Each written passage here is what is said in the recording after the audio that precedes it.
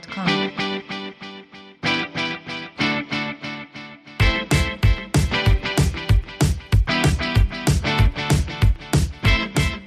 12e épisode, finale de l'Euro 2012, il est temps de parler de l'Italie. D'ailleurs, les Azzurri n'ont pas gagné cette compétition depuis 1968, un statut qui date pour une équipe de cette envergure. Cette fois-ci bien coachés par l'expérimenté Roberto Mancini, ils ont démontré toute leur puissance offensive lors des qualifications.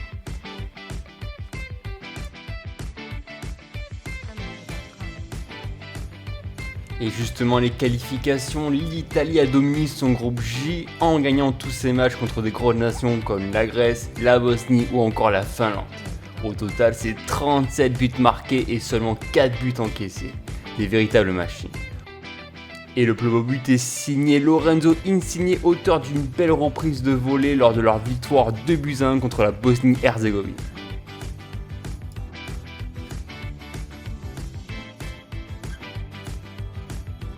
L'Italie dispose d'un effectif de qualité dans tous les secteurs de jeu, notamment la charnière historique Chiellini, Bonucci qui devrait être reconduit en juin prochain. La formation en 4-3-3 permet aux talents offensifs de s'exprimer sur les ailes, mais également avec ce milieu à 3 composé de Jorginho, Verratti et Barella qui dominent l'entrejeu. Une tactique qui s'est avérée payante match après match, d'autant plus avec la forme actuelle d'un Ciro Immobile qui permet d'être encore plus dangereuse. Je n'aurais jamais pensé faire un focus sur lui dès le début de la saison et pourtant il fait taire tous les débats en attaque. Ciro Immobile, en tête du classement des buteurs européens, bien parti pour rattraper ce soulier d'or tant convoité. Serial buteur, habitué à un jeu rapide à une touche de balle, il fait preuve d'une grande efficacité devant le but. Avec plus de 26 buts actuellement, soit un but par match, il est le meilleur en Europe actuellement.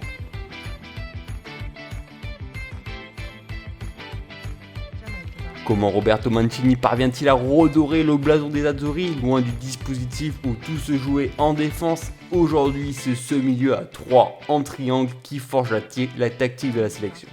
Là où ses prédécesseurs s'appuyaient davantage sur la défense, Mancini préfère utiliser un jeu de passe course commençant de derrière, suivi de la créativité technique du milieu à 3 formé de Jorginho, Barella et Verratti. L'idée c'est que les 3 superstars du milieu se projettent pour créer le surnombre avec les 3 attaquants, peu en réussite en sélection mais très performant en club. Beaucoup de joueurs techniques sont utiles et si un certain Immobile reste au top cette saison, l'Italie peut avoir son attaque numéro 1. Sans le ballon, c'est un jeu d'observation, sans se livrer, mais avec les expérimentés Bonucci qui peuvent s'emparer de la balle de manière très élégante. Le fait de bloquer les attaques sur la largeur du terrain est un atout de taille. Une solidité défensive qui en fait une des meilleures d'Europe.